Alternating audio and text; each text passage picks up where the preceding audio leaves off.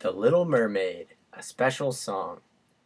May I have your attention, please? Sebastian called. The crab tapped his baton on a podium. King Triton's birthday was in a couple of days, and the court musicians were planning a special performance. Triton's daughter, Ariel, would sing while the orchestra played a brand new tune. Sebastian wanted the concert to be spectacular, but they still had a lot of work to do. The crab raised his baton, and the musicians began to play. Beautiful music filled the sea until clang! Who did that? Sebastian demanded. I did, a young mermaid named Coral replied quietly. The best way to play the cymbals is to hold on to them. Now, if there are no more interruptions, Sebastian said grumpily, let's continue. The rehearsal went from bad to worse. Coral dropped her cymbal a second time. Clang! Then she tripped and landed on top of a kettle drum. As Ariel watched, Sebastian threw down his baton. Rehearsal is over! The crab yelled and stormed off. Ariel helped Coral up. Don't mind Sebastian. I'll never be able to get this song right, let alone be perfect, Coral said sadly. Don't worry about it, Ariel said. The only thing I'm perfect at is making Sebastian mad. You should have seen his face the last time I went to the surface. You've been to the surface? Coral asked, amazed. You must be the bravest mermaid ever. It's just something I like to do, Ariel said. I'm always gathering treasures. Would you like to see my collection? I'd love to, Coral exclaimed. The two mermaids swam to Ariel's grotto. Make yourself at home, Ariel told Coral when they arrived. Flounder the fish was there. He waved a fin at them.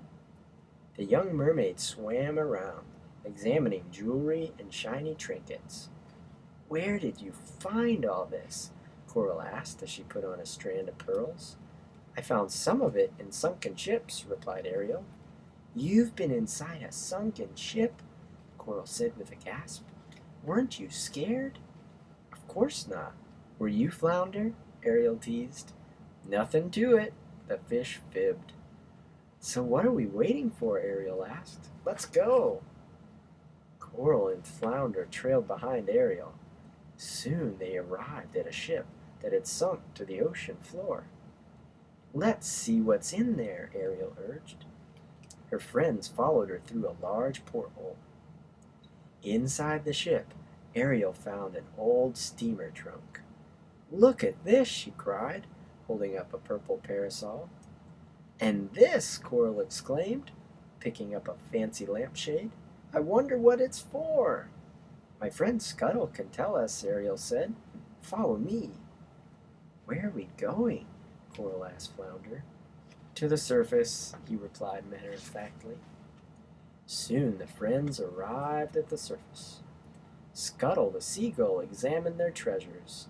This is a twirlerifer, he said, looking at Coral's lampshade. It's what human ladies wear when they're going somewhere important. Before long, the friends had to leave.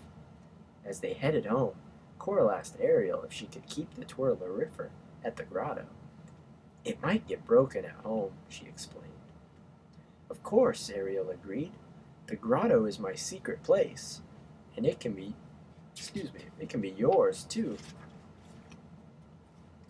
A few days later, as Ariel swam toward the grotto, she heard someone singing. The voice was strong and clear, but sweet too. When Ariel arrived, she saw her new friend. Coral, I didn't know you had such a lovely voice. You should be singing in the concert, not playing the cymbals. The little blonde mermaid shrugged. I just like singing to myself, she explained. I've never actually performed. The next day at rehearsal, Sebastian made Ariel and the orchestra practice over and over, but something always seemed to go wrong. The big day is tomorrow, the crab said, fretting. This concert needs to be fit for a king. King Triton, to be exact. Let's try it again. So they did. The rehearsal went on and on. By the end of the afternoon, everyone was tired. See you tomorrow, Ariel said. Her voice was raspy. On the day of the concert, Ariel could only whisper. She had lost her voice. Luckily, she knew who could take her place. Me? Coral said when the princess asked her. But I can't. You must, Sebastian insisted. Otherwise, King Triton's birthday celebration will be ruined. I can't sing in front of a crowd of merpeople, Coral said, pleading. Sure you can, Flounder said. Coral thought about how she had visited a sunken ship and gone to the surface, things she had never thought she could do, all because of Ariel. Now her friend was counting on her. All right, Coral said slowly. I'll do it. That night, when Coral peeked out from backstage, she nearly fainted. The entire kingdom was there, including her parents and her brothers and sisters. King Triton and Ariel sat in the royal box. When it was time, Coral took a deep breath and swam on stage. As the orchestra started playing, she sang softly. But as she went on, Coral's voice got louder. Before she knew it, the concert was over, and the audience began to clap and cheer.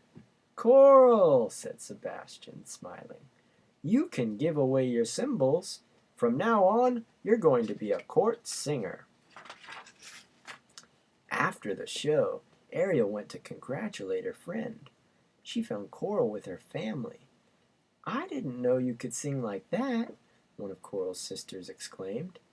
No one ever would have known if it wasn't for Ariel, replied Coral. She believed in me. Ariel still couldn't speak, but she gave Coral a big hug. It had been a wonderful evening. I love you.